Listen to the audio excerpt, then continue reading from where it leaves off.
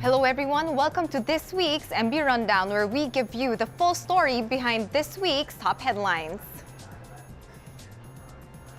It was exactly a month ago since the Maute Group laid siege on Marawi City, and thankfully, as per claims by the government, this conflict is nearing its end.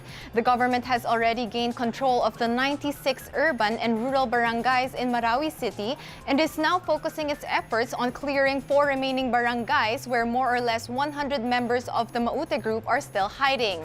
President Duterte said that the siege of Marawi City was not caused by failure of intelligence on the part of the government, but admitted instead that the government had been soft in dealing with rebels, which gave the Maute Group the opportunity to stock up on weapons. The president also disclosed that members of the Maute Group were seen carrying firearms but pretended to be members of the MLF or the MNLF, Mora groups with which our government has ongoing peace negotiations with. Apparently, this was the perfect cover. President Duterte visited the displaced families taking shelter in Iligan City last Tuesday, where he extended his apologies to the Maranawans, saying he was very sorry for declaring martial law and explained that he just had to make the decision to impose martial rule. He also promised to allocate 20 billion pesos for the rehabilitation of Marawi City and that he will prioritize the poor. The president then traveled to Cagayan de Oro to visit wounded troops recuperating at the military hospital, and even took with him some of the wounded soldiers on board the presidential plane, transporting them to Manila for further treatment. This happened last June 21. And to bolster President Duterte's contention that the Maute Group's operation was being fueled by drug money, at least 11 kilos of methamphetamine hydrochloride or shabu were seized by government forces last Sunday in an area that was formerly occupied by the Maute Group in Marawi City. The drug haul is estimated to be valued at 250 million pesos. As of today, 400,000 people are in evacuation centers, set up mostly in community halls, gymnasiums, and Islamic schools, where at least 19 people have died in the overcrowded and unsanitary conditions there. With the lack of sanitation and clean water in these evacuation centers, there have been about 300 cases of diarrhea that have been recorded, with 2 fatalities. But there is some hope that has emerged from this crisis. The National Democratic Front of the Philippines, or the NDFP, has urged the New People's Army, or the NPA, to refrain from carrying out attacks against the Philippine government forces who are busy dealing with Maute problem in Marawi City. The communists also expressed their willingness to discuss a ceasefire and a potential team-up with government forces in going against the Maute Group in Marawi City. On June 19, the Philippine government accepted the offer of the NDF, thereby allowing the Armed Forces of the Philippines and the Philippine National Police to focus on the war against the Maute terror group. And in another show of unity in these times when our societies are besieged by threats from terrorism and extremism, the Philippines, Malaysian, and Indonesian naval forces launched Trilateral maritime patrols that will secure the waters surrounding these 3 countries. This new border patrol arrangement aims to combat terrorism, piracy, and transnational crimes in regional waters. Indonesia's military chief Gatot Nurmantio said that the patrols are timely as his country also tries to stop militants from escaping from Marawi and making their way to Indonesia posing as evacuees.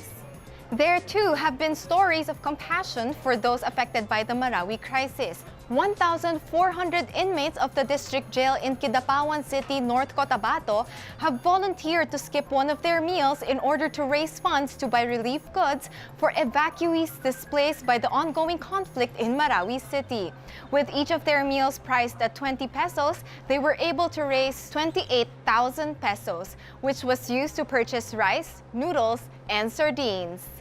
With the increasing number of displaced people because of the conflict in Marawi City, this will definitely add to the records of the United Nations Refugee Agency, which gave us a global picture of the number of people displaced from their homes because of conflicts all over the world. That is up at 65.6 million people for 2016 alone, up by 300,000 from the record posted in 2015.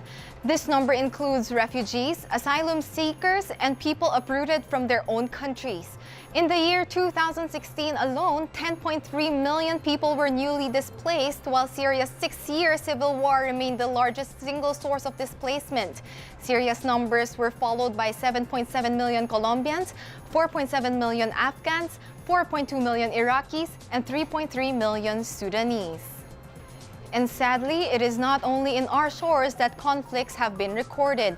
In Europe, terror attacks have continued. A car driven by 31-year-old Adam Jaziri, who is a suspected Islamic extremist in the security watch list since 2015, deliberately hit a police van that burst into flames on the Avenue des Champs-Élysées in central Paris. Police found a Kalashnikov rifle, 2 handguns, and gas bottles inside the car last June 19, Monday. A search for Jaziri's home by the police revealed a cache of weapons the suspect was able to amass by posing as a shooting enthusiast. This incident prodded France's Interior Minister to order a review of registered gun owners who are also on the country's extremist watch list to address the mind-boggling question: how can a man on the watch list be given a weapons permit? There too was the incident in North London when 47-year-old Darren Osborne, a father of 4, plowed through a group of pedestrians with a van near Finsbury Park Mosque just past midnight on Monday. This was at a time when Muslim worshippers were just finished with their Ramadan prayers. This incident, an apparent hate attack on Muslims, killed a man and injured 9 people. According to Muslim Welfare House CEO Tufik Kasimi, the attacker shouted, "I did my bit, you deserve it." The angry crowd turned into a mob and dragged Osborne out of the van and began hitting and kicking him, at which point Imam Mohammed Mahmood of the Muslim Welfare House stepped in to protect Osborne and told the angry mob, "You do not touch him." Osborne was then detained by the crowd until the police arrived.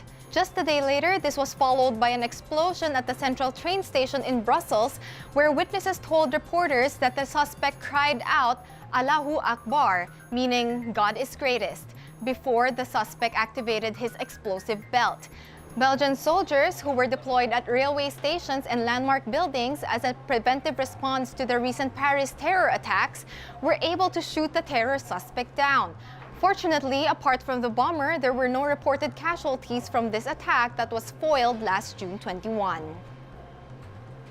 So those were the top headlines and developments for this week, but I would see you again next week, and we would like to hear what you have to say, so make sure you use the hashtag MB Rundown in all your comments, status, and tweets.